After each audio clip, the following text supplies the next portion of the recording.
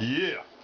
Boom to the hay, all you sports fans out there in the two-ball sphere, made up of each and every one of you, the individual. One is the most important number here at the OMSR, home of the Fast Track Sports Rack, that you can check out overnight with your brief and very concise host, Will, the alternative ESPN Sports Thrill. Walking you through the quickie voiceover intro show thingy-lingy-majinks, you know, the clip order coming up in the last two wherefores. This episode. Alright, so Jameis Winston, you know, sort of held his cool, but it was viewed and caused a lot of buzz and talk, and I'm sure still talking about it. This being produced on the Monday morning, quarterbacking playlist on a Tuesday afternoon. Sorry about all that. Running a little late. Still recovering from hernia surgery. Don't ever neglect that, like yours truly did for 2 years. Dumb Will, as I like to say sometimes. Anywho, still worthy of being talked about, and you got a huge disparity between what the pundits think and Sports Nation thinks. I think it'll surprise a lot of you. For my part, I would just say there's no way he should have been ejected for that. Now, maybe a flag being thrown and it would have been reviewed and it would have been overturned. But I think given the situation, it was very calm. You see his hand. He's not really pushing. He actually even holds on to the official so that he wouldn't necessarily fall. Like, if something like that had happened, then you definitely would have seen flags coming out of the woodwork from all the officials.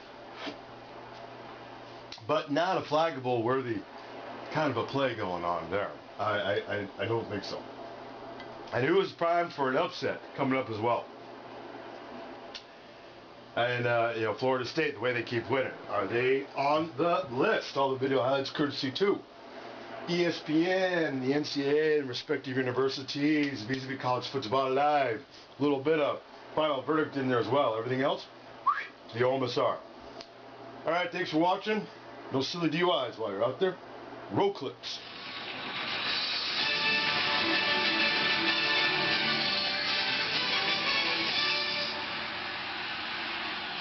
Welcome to Final Verdict, presented by the Home Depot.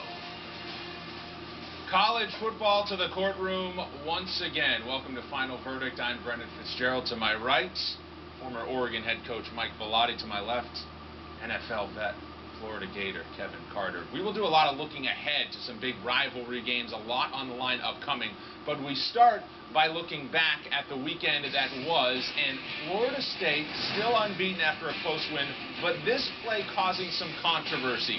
He shoves the center judge out of the way in the third quarter, completes a pass to Dalvin Cook. No flag on the play, no ejection certainly, but some calling for that after the game and seeing more of the replays. So, we asked Sports Nation, should Jameis Winston have been ejected after that situation in the third quarter? Coach, I'll start with you. I would say no, and I say this for a couple of reasons. It looked to me as if the substitution had been done. The official was looking at the referee to decide where it could go, and I think Jameis actually got in his way, and they sort of jostled for, you know, best position. It looked almost like a basketball deal, who's going to be there, but I don't think he was. He had a sense of urgency that the official did not have, and obviously Jameis wanted to get this thing going. The defense had substituted. They're all ready to play. So to me, it's more, I'm not sure what you'd call on him anyway, you know, a legal snap or something like that, too early. But I would say no. Kevin Carter, your take. I agree with you, Coach. And when you look at the situation, there really was no malicious intent. I mean, we're not talking about a situation where, you know, someone's breaking up a fight and, you know, the ref gets in the middle and he gets a punch and then, you know, the flags come up flying. This is a situation where the ref was technically wrong. The substitution had been done. The defense was waiting for Jameis to snap the ball, you know, cautious of a possible quick count and trying to run the play, trying to get it off. He was jostling for position, okay? It's just like being a neutral party on a battlefield. I mean, you just might get mortally wounded if you walk on the battlefield in the name of diplomacy. The refs are there to provide structure and let the players feel safe to do what they're supposed to do. And the ref was in the way. I think it was like incidental contact. I'm trying to just say, hey, get this thing going, will you? Come on, let's go. I want to play. But are you surprised no flag?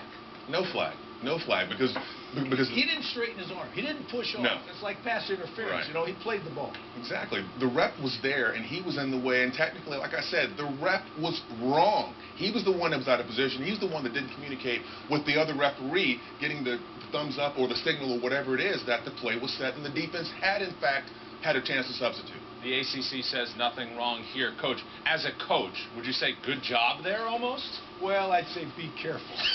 Be careful, because I'm not sure it always go that way. Depends on the officials. He kept the flag in his pocket, and Jameis Winston, of course, went on to lead the Seminoles to another win. And Sports Nation says he should have been ejected, almost 70%.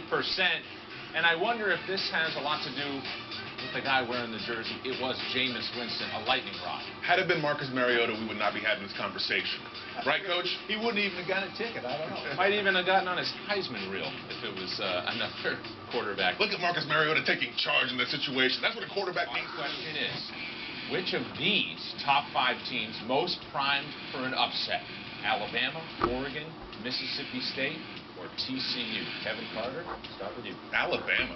I mean, ever since the early October loss to Ole Miss, we've been talking about how Alabama's just the heir apparent to move into the college football playoff. We couldn't wait to get them up into the college football playoff. Even when the initial rankings first came out, we were saying, okay, it's just a matter of time before Alabama's in the college football playoffs.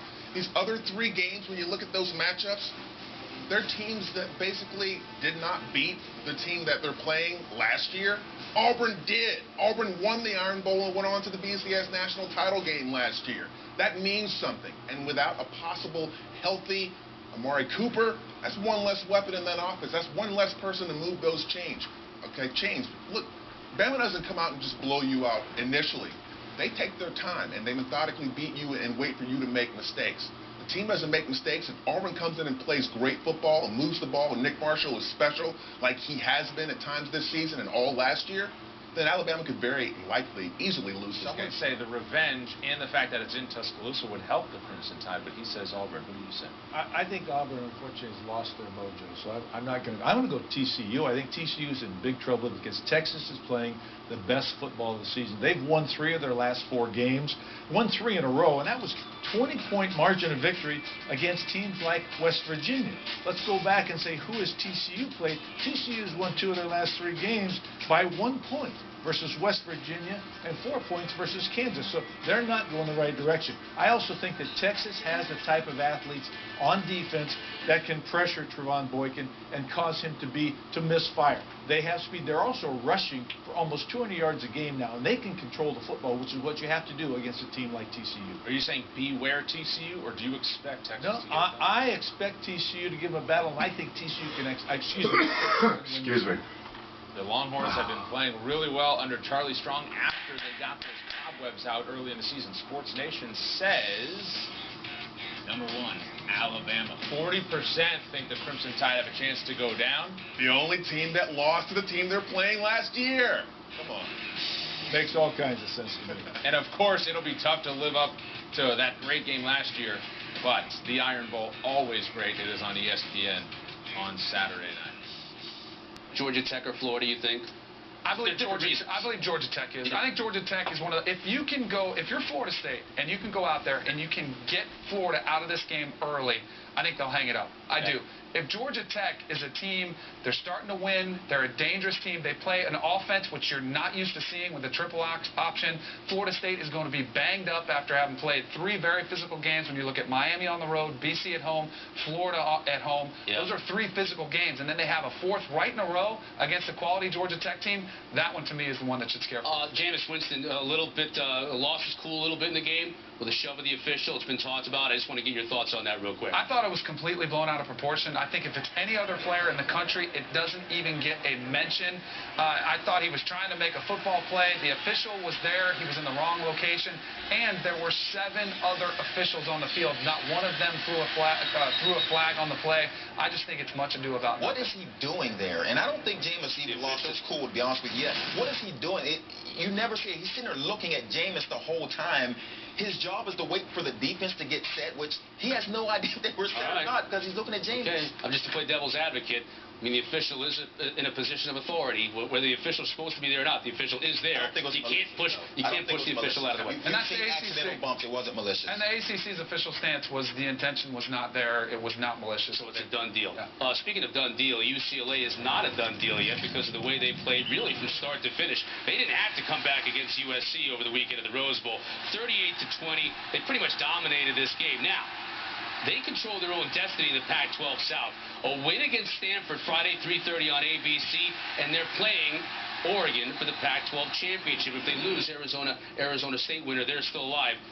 When you look at the two lost teams, the way they played on Saturday, Joey, are they the best of the two lost teams now? The one with the best shot at being able to get to the playoffs? They are when they're playing ranked teams. But this UCLA team is hard to read. They'll play Colorado, go 2 overtimes, win by like 3. They'll play Cal, win by 2.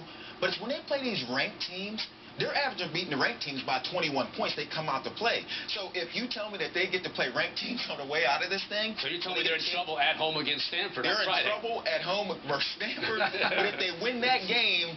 then Oregon better look out because a ranked team, they're pretty good. My issue with UCLA is handling success. I mean, this is a team, myself included, I had them picked to win the Pac-12. They started hearing about everybody singing their praises, and then they lose 2 games in a row when they're sitting on top, and they couldn't do it. I want to see them sustain some of the success, but if you talk about two lost teams, one of them is going to play the role of spoiler. I promise you, one of them is, whether it's Georgia Tech against Florida State, if it's UCLA, I think they do get past Stanford, whether it's them against Oregon, whether it's Wisconsin in a Big Ten championship game, one of these teams is going to rise to the occasion. Is it just spoiler, though, or is it more? Because no, it's more. It's more. This past weekend, it was about the 2 lost teams. Yeah. When you mentioned Wisconsin, they got a nice win on the road. You mentioned K-State, very impressive for them against West Virginia, a game that a lot of people thought, well, that's danger right there. They were able to go on the road and get the win. You've got UCLA. You've got Arizona, who was dominant in their game this past weekend. So which one of these teams do you think was most impressive of the 2 lost teams? Was it UCLA? I think it's more. Yeah, I think UCLA was the most impressive the 2 lost team for me this weekend. But I agree with you. It's more than spoiler because if several of these things happen, these 2 lost teams are in the playoff. If UCLA beats Oregon and a couple chips fall their direction, they're in the playoff. Same thing with Wisconsin. I mean, if Florida State loses, it's all off the table. Can Arizona make it? Can Wisconsin? We're not talking about miraculous games. Right. I mean, these are great games. Yeah. We're talking 2 losses if they're way down the line. These are pretty good teams that just have to come out and play their game and have a chance to win. And Arizona's got a shot to represent the South in the Pac-12 South if they can beat Arizona State.